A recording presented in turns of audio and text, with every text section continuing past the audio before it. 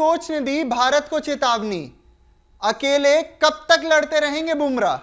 सवाल बड़ा है और जवाब सिर्फ एक, और वो जवाब क्या है आपको इस वीडियो के एंड तक पता चल जाएगा, तो अंत तक हमारे साथ बने रहिएगा। नमस्कार, स्वागत करते हैं आपका रन स्कोर में। मैं हूं आपके साथ आयुष, और भारत के पूर्व बॉलिंग कोच पारस महामरे की जो कुछ दिन पहले इंटरव्यू हुई थी वो इस वक्त चर्चा में आ चुकी है।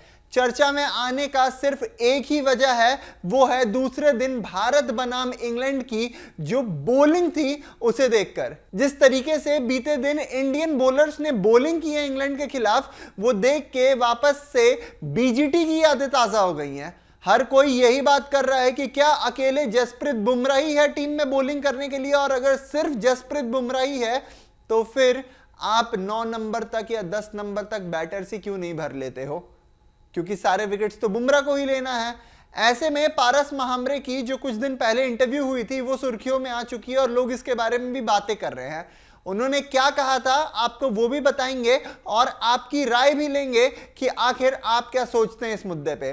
पारस महामरे ने कुछ दिन पहले मीडिया में बात करते हुए इस बात को स्पष्ट किया था कि अगर इंग्लैंड सीरीज में बुमराह को किसी की साथ की जरूरत है तो वो नाम कौन हो सकता है। वो नाम लेते हुए पारस महामरे ने कहा कि वो सिर्फ एक ही खिलाड़ी हो सकता है जिसका नाम है मोहम्मद सिराज। जसप्रीत बुमराह के बाद अगर कोई सबसे ज्यादा एक्सपीरियंस्ड बॉलर है इस लाइनअप में तो वो और कोई नहीं बल्कि मोहम्मद सिराज ही है। और ऐसे में इन कंडीशंस में अगर बुमराह का साथ किसी को देना है तो मोहम्मद सिराज को देना चाहिए। साथ ही में उन्होंने ये भी कहा कि मोहम्मद शामी की कमी इस सीरीज में बहुत ज्यादा खलेगी।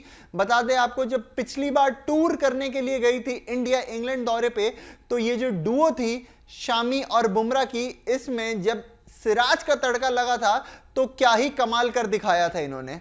हालांकि इस बार मोहम्मद शामी नहीं है और पारस महामरे इस बात को स्पष्ट तौर पे कहते हैं कि मोहम्मद शमी की कमी खलेगी।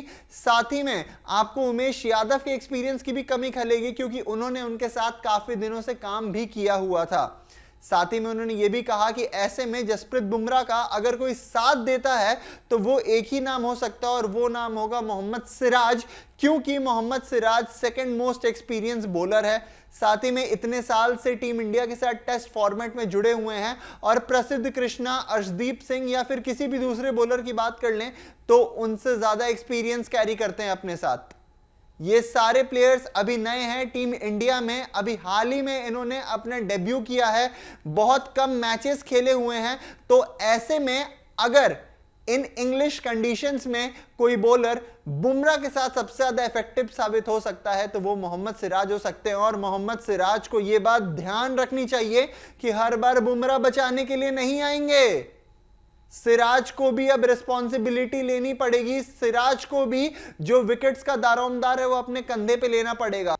अब आप सोचेंगे कि अचानक से पारस महामरे की ये बात सुर्खियों में क्यों आ चुकी है। सुर्खियों में इसलिए आ चुकी है क्योंकि सेकंड डे जो था उस दिन जिस तरीके से मोहम्मद सिराज ने बॉलिंग की है, ना वो पैनापन दिखा है उनकी बॉलिंग में, ना वो रफ्तार दिखी है, और ना ही वो सटीक लाइन और लेंथ दिखी है। साथ ही में अगर बात करें प्रसिद्ध कृष्णा की, तो उनकी भी बॉलिंग बहुत ही ज्यादा इकोनॉमिकल नहीं रही थी, बहुत ही ज्यादा एवरेज बॉलिंग नजर आई थी। और ऐसे में जो एकमात्र बॉलर अपने कंधे पे टीम इंडिया के भार को चलाए जा रहा था वो केवल और केवल जसप्रीत बुमराह थे, और कल जो 3 विकेट्स आई हैं वो भी जसप्रीत बुमराह के बदौलत ही आई हैं।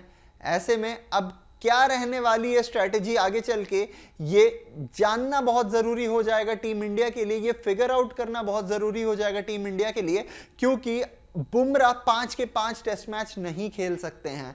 बुमराह आपके लिए 2 या 3 टेस्ट मैचेस में कंट्रीब्यूट कर सकते हैं, क्योंकि बुमराह के लिए भी वर्कलोड मैनेजमेंट जरूरी है। आपको पता है कि बुमराह का वर्कलोड अगर मैनेज नहीं किया गया तो फिर सीरीज में एक सीरियस इंजरी भी हो सकती है, जिसकी वजह से आगे आने वाले मैचेस मिस कर सकते हैं, और ऐसा कोई भी नहीं चाहता है।